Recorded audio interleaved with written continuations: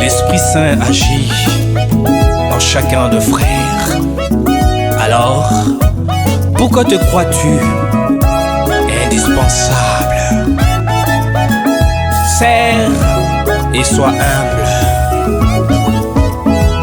Changeons notre expression de dire la vie et faisons parvenir de nouvelles horizons et faire de nouveaux paradigmes pour une œuvre solide. La durabilité de cette œuvre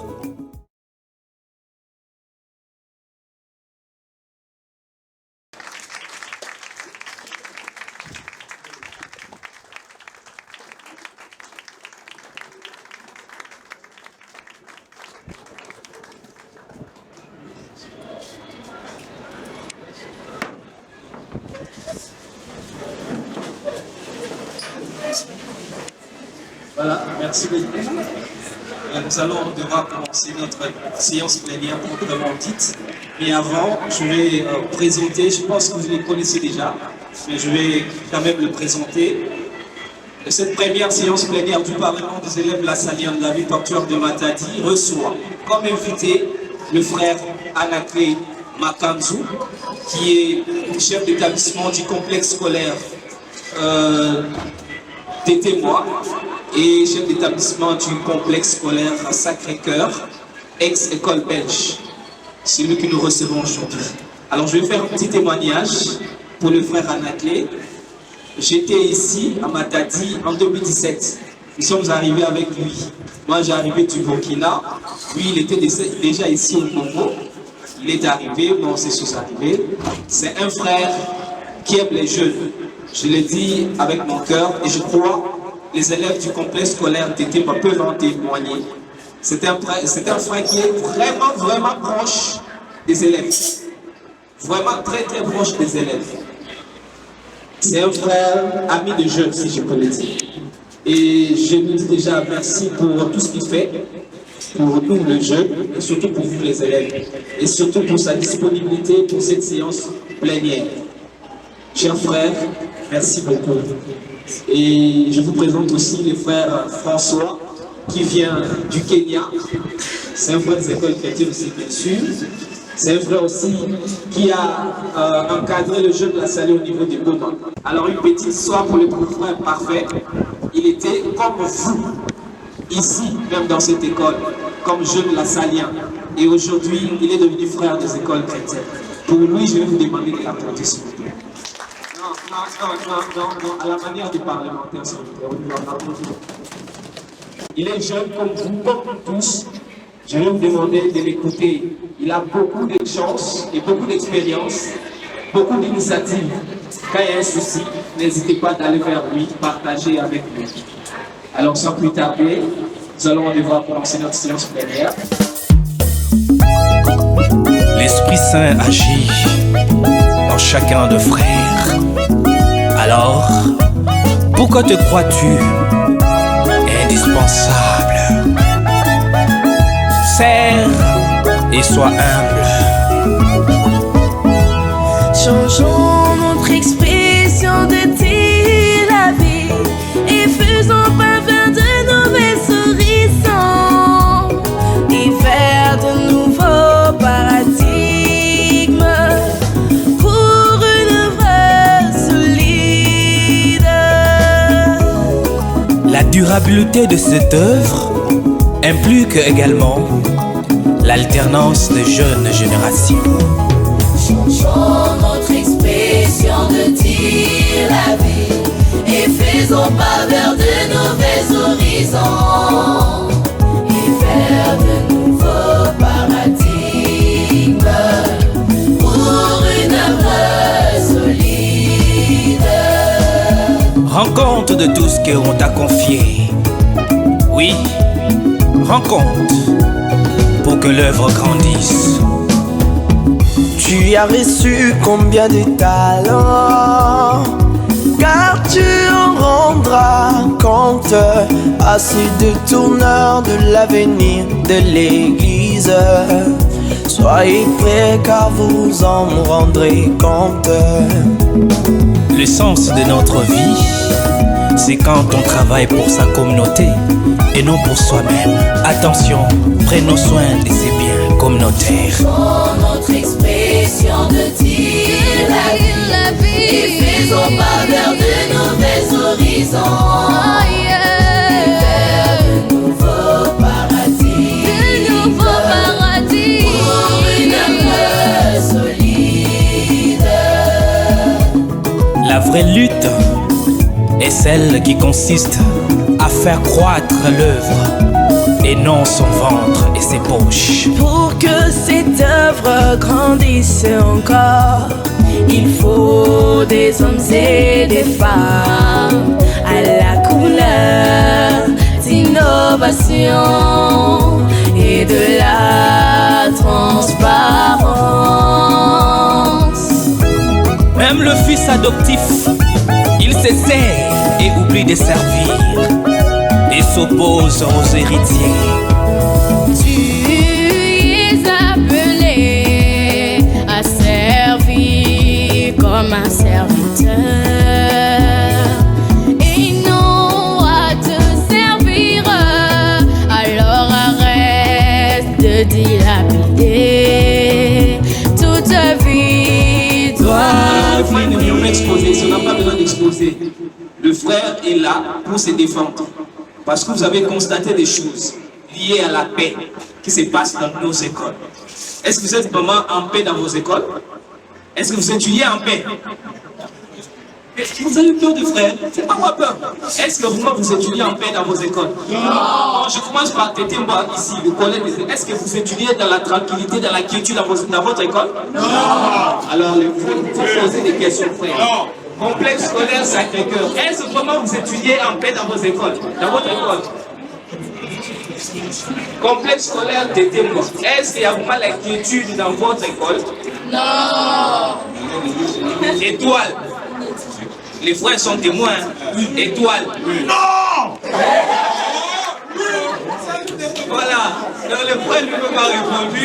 C'est pour vous dire, il y a des choses que vous voulez savoir. Pourquoi il n'y a pas de paix?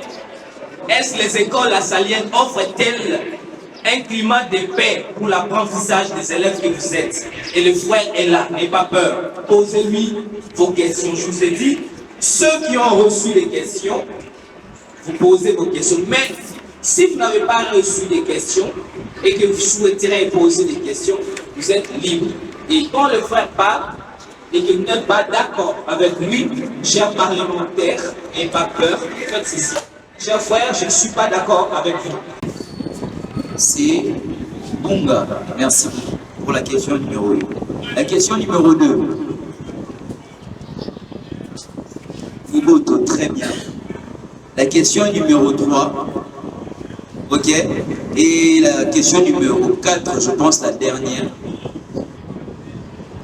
Ok. Donc, le cher frère Anakli Makanti devra répondre à chacune de vos questions et de vos préoccupations. Sans toutefois, il ne faudrait pas être timide et s'exprimer. D'accord, nous allons procéder tout d'abord aux questions. Nous allons suivre la première intervenante pour la question jusqu'à la 4e. La première question est posée par...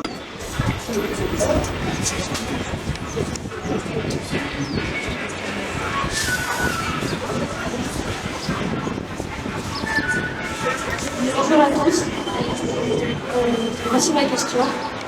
De nos jours, la jeunesse est beaucoup versée dans les antiques valeurs qui ne favorisent pas indûment de paix dans le milieu de vie et spécialement dans les écoles. À votre avis, quelles peuvent en être les causes? Les causes, les antivaleurs, ce qui favorise ces antivaleurs dans nos écoles nationales. Tout d'abord, je tiens à saluer le président du Parlement des élèves et son bureau, à vous très cher honorable du Parlement des élèves, chers frères des écoles chrétiennes ici présents, chers amis la salière aussi, de nos écoles voisines. Je me sens très honoré d'être parmi vous. Et sans épithète, je reviens sur la question qui m'est posée tout à l'heure par l'honorable. Nous ne sommes pas sans savoir, nous vivons dans une société actuellement marquée par beaucoup d'antivaleurs. Et les jeunes de nos écoles imitent facilement tout ce qu'ils voient à travers les médias et les réseaux sociaux, ce qu'ils vivent dans leur cité, dans les foyers de vie, et qui viennent transposer dans les écoles la saline. L'école a pour mission, certes, d'éduquer, d'instruire, et donc, par la discipline qui doit être instaurée dans les écoles, c'est là qui doit être un moyen justement pour contrecarrer tous les antivaleurs que nous remarquons dans nos écoles. Ces antivaleurs, nous pouvons les énumérer. C'est marqué par des manifestations tout à fait bouleversantes et phénoménales. Aujourd'hui, nous pouvons évoquer la prise de drogue. Nous pouvons évoquer le concubinage. Nous pouvons évoquer le mensonge. Nous pouvons évoquer la corruption. Nous pouvons évoquer le manque d'esprit de prière.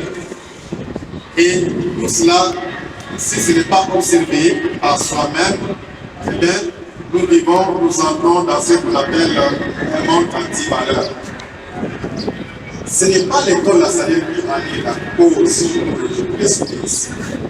La cause, ce n'est pas l'école La Saline, mais que chacun de nous qui vient avec ses manières d'agir, qui ne cadre pas avec les écoles La Saline. Nous connaissons comment se présente les projets éducatifs La Saline. Chaque matin, le lundi, le vendredi, pour certains, d'autres pour le samedi, le chef d'établissement organise les entretiens, les causeries morales, justement pour dénoncer. Voilà une mesure d'encadrement. Pour dénoncer justement les méfaits, les méconduites des apprenants. Si nous nous laissons justement écouter, évangéliser par cette parole annoncée chaque lundi et samedi, de façon plus profonde, avec beaucoup de pertinence, ceux qui sont les complexes de témoins ici, de l'étoile, ils savent comment, avec un esprit très théologique, les frères modestes apportent des thèmes, justement parce qu'ils observent que chacun de nous est un esprit. Et si nous laissons vraiment, si nous laissons l'esprit d'écoute, nous allons faire échapper ces antivaleurs. Chers élèves, pour conclure à cette question, les causes d'antivaleurs sont à trouver dans tout ce qui nous entoure. Notre monde aujourd'hui est un monde tout à fait maléfique. Et si nous prenons un fait, à la seconde, tous nous sommes informés, tous nous voulons faire comme ce que nous avons vu à la télé. Même si c'est une bêtise, on le transforme en une danse. Les derniers événements, vous le savez, de Balthazar, et qui vous a dit de chanter ça, qui vous a dit de danser cela, qui vous a dit de faire ces gestes-là. Nous copions des choses et nous voulons exécuter aveuglément. Faisons attention. Faisons attention. N'imitons pas les faits par plaisir d'imiter. Le monde aujourd'hui peut nous plonger dans le trou ou dans un avenir plus sombre. Soyons plus conscients, je place. Merci, je dis.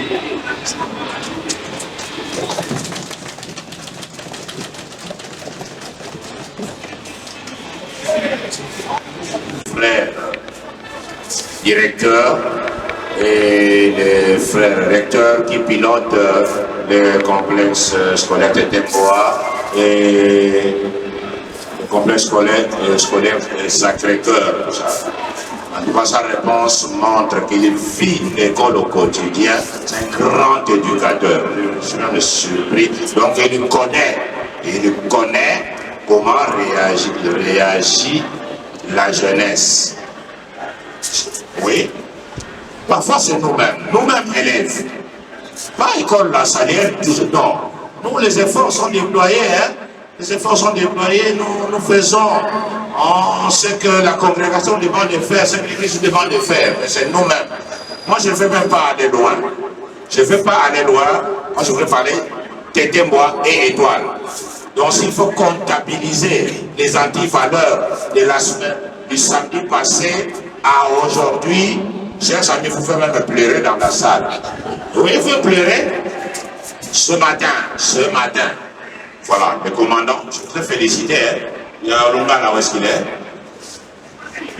Monsieur Lumba là. Oui, il me ramène comme ça le 3 sacs. Le cher frère, ce matin même, je les ai attrapés en train de filmer les champs. Voilà, je ne sais pas t'aider, oui, voilà. Mettez-les ensemble, tout ça. Donc, ils sont en train de filmer les champs. Ce matin, il a réussi à appréhender deux autres, ont fui. Et quand ils arrivent dans des salles de classe, avec quel genre de manifestations, comme l'a souligné les frères et directeurs, on m'amène des élèves qui disent non, pendant que l'enseignant est en train d'écrire au tableau, je sais pas, ils ont jeté je ne sais quoi là, tout ça, c'est une pierre, je ne sais pas quoi. L'enseignant constatait seulement tout ça. Tout ça sont des manifestations, des boissons fortement alcoolisées, qu'ils prennent avant de venir à l'école. On demandait pourquoi non, quand nous prenons ça, comme nous sommes dans la salle de classe, on constate que l'enseignant devient infiniment petit. Voilà.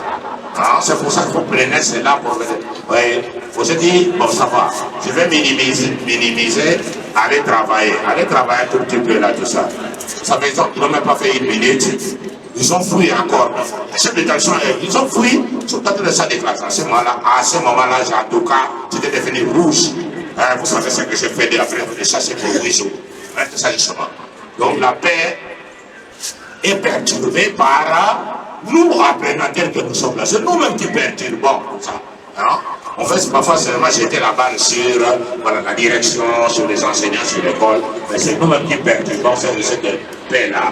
Si nous suivons ce que nous dit, comme l'a dit le chef directeur, si nous suivons ce que nous dit, pour rassemblement, causerie morale, que tu l'as souligné, si nous suivons ça, c'est un peu comme le Seigneur nous dit dans Deutéronome. Je te donne aujourd'hui, n'est-ce pas, la vie et le bonheur, et la mort et le malheur. Peut-on dire que les institutions qui s'occupent de l'éducation de notre pays sont défaillantes, ou bien doit-on indexer l'incompétence des enseignants, ou bien est-ce un relâchement éducationnel à la base? Et quand je parle d'un relâchement éducationnel, je vois la famille. Voilà. Si je peux la récapituler, défaillance des institutions, relâchement éducationnel ou incompétence des corps enseignants, je dirais dans un premier plan que ici les responsabilités sont partagées. Ces défaillances, relâchements, l'incompétence, nous les trouvons sur tout le plan ici indiqué. Nous savons comment fonctionne notre système éducatif au Congo. Pourquoi il y a eu grève durant 2 mois dans les écoles publiques? Parce qu'il y a un problème. Parce qu'il y a un problème. Ceux qui nous gouvernent de l'humeur à titre pris comme il faut les enseignants, je pense que vous direz non avec moi. Relâchement éducationnel, la crise pénètre tous les secteurs. Certains parents abandonnent aussi leurs devoirs. Ils ne le font pas comme il faut. Un enseignant qui est mal rémunéré risquerait de sombrer dans un esprit démotivé vis-à-vis de ses engagements. Voilà pourquoi je disais que ici les responsabilités sont partagées. Et c'est à nous,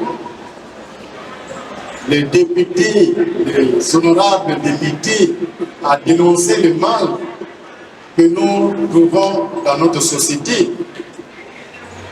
À notre niveau, si nous situons seulement au niveau de nos écoles, si je vous provoque, c'est à vous de nous faire savoir Quel est ce professeur incompétent? Certes, vous les connaissez, vous savez les dénicher, vous savez comment ils enseignent. C'est aussi votre manière de contribuer comme un parlement. Le frère Michel, merci, quand il a abordé, il disait qu'il y a la paix. Et vous avez dit non. C'est parce que vous connaissez des choses, mais c'est à vous de nous dévoiler ces choses-là. Nous ne sommes pas toujours à mesure de tout savoir. Là, sans embâche, je disais que nous sommes régis par le ministère de l'Éducation nationale qui, à son niveau, a aussi des structures qui permettent de ce que le système éducatif puisse bien marcher. Et à chaque niveau, il y a des insuffisances. Et à chaque niveau, il y a aussi des points positifs. La volonté est là, c'est là quelque chose de positif. Ma question est celle-ci. D'où vient que, malgré l'idéal de la Sahel et les efforts consentis par la coordination pour l'organisation de nos écoles, le banditisme et le voyoutisme persistent encore. Est-ce que les frères des écoles chrétiennes font rien pour notre éducation? Pour commencer, j'aimerais d'abord vous dire que les écoles lassaliennes partagent ce que nous appelons l'esprit lassalien. Un esprit que nous voulons marquer dans une conduite tout à fait normale. Chaque jour, un frère des écoles chrétiennes commence sa journée par la prière du maître avant l'école. Et dans cette prière, nous demandons à Dieu un esprit de force, de zèle, de sagesse et d'intelligence. Et dans cette prière, nous associons aussi l'enfant qui est à notre présence, pour que le Seigneur lui donne aussi cet esprit de science et de piété. Si le banditisme n'est pas encore éradiqué dans nos écoles, parce que les frères sont en train d'encourager cela, pas du tout. C'est notre lutte quotidienne. Et cette lutte, nous commençons par la prière, lutter d'abord contre ces esprits mauvais, pour que nous puissions vous mettre sur la bonne voie. Saint Jean-Baptiste Lassalle, notre fondateur des frères écoles chrétiennes, en 1858, lorsqu'il écrivait la conduite des écoles chrétiennes, il voulait à ce que l'enfant soit premièrement un enfant qui prie. Qu'est-ce qu'il proposait dans la conduite des écoles chrétiennes? Lorsqu'un enfant entre dans une salle de classe, il devait d'abord jeter son coup d'œil sur le crucifix attaché au mur. Et il devait s'incliner en faisant une courte prière afin que le Seigneur l'illumine, l'éclaire, pour que sa journée puisse bien se conduire. Toujours sur la bonne conduite des écoles chrétiennes, de la salle proposait beaucoup de méthodes pour que l'enfant soit un enfant poli, respectueux, bien éduqué. Il disait dans cette conduite des écoles, si aujourd'hui il y a une pratique, les professeurs entrent, les élèves s'élèvent, c'est de la salle qui a commencé à éditer cela. Dans ces livres-là, écrits en 1858, pour donner toutes les règles de politesse à l'enfant. Ces livres, il y a beaucoup de choses dans ces livres, justement pour aider l'enfant à bien se comporter. Et cette manière de se comporter, de vivre à l'école, était pour son bien-être. Il transposait aussi dans leur milieu foyer de vie. Donc il venait à l'école, non pas seulement pour apprendre à être instruit, mais aussi à savoir vivre avec les autres. Et de cette manière, ils étaient des bons élèves, des témoins de leur milieu de vie. C'est ce que nous voulons de vous, à travers toutes les leçons, les conseils qu'on vous donne ici à l'école, pour que vous allez rayonner là où vous vivez, et ici également à l'école, à travers les mots d'ordre que nous recevons. Je dois dire ici avec force, les frères des écoles chrétiennes, ce sens-là qui se consacre uniquement pour le travail des écoles. Nous ne consacrons pas autre chose. Nous nous consacrons pour l'éducation de la jeunesse. Et donc, nous sommes loin de défaillir à notre mission. Pour nous, c'est une consécration, c'est une vocation. Et c'est notre souci. Je crois que ici, les confrères qui sont avec moi à côté, à cette question, si chacun doit répondre, il dira non, loin de là. Nous ne sommes pas en train de défaillir notre mission. Au contraire, nous sommes en train de booster la mission d'Assaguet à travers ce que nous faisons. J'aimerais à ce que ici, l'un des confrères puisse encore m'atteler en ajoutant un petit point sur ce que nous disons. Merci. De nouveaux paradis Pour une œuvre solide. La vraie lutte est celle qui consiste à faire croître l'œuvre et non son ventre et ses poches. Pour que cette œuvre grandisse encore, il faut des hommes et des femmes à la couleur d'innovation et de la transparence. Même le fils adoptif, il s'essaie et oublie de servir et s'oppose aux héritiers.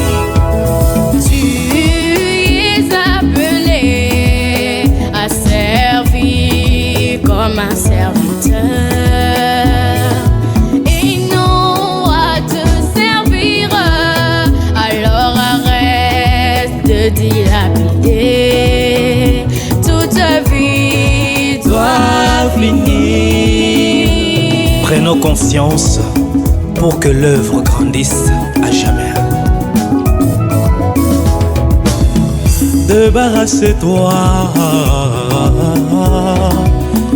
de tes charges fixes et surtout sois sincère de tout le bien confié. Car toute vie doit finir. Nouvelle manière de voir les choses et surtout vers le nouveau paradigme. Changeons notre expression de dire la vie et faisons pas vers de nouveaux horizons. Et vers de nouveaux paradigmes pour une œuvre solide. Oui. Nous devons travailler pour la croissance de cette œuvre. Que chacun apporte sa pierre. Est-ce que tu peux nous rendre compte, nous dire comment est-ce que tu as géré ces biens qui nous appartiennent à nous tous? Tu peux nous le dire? Vas-y. Changeons notre expression de dire la vie et faisons pas vers de nouveaux horizons.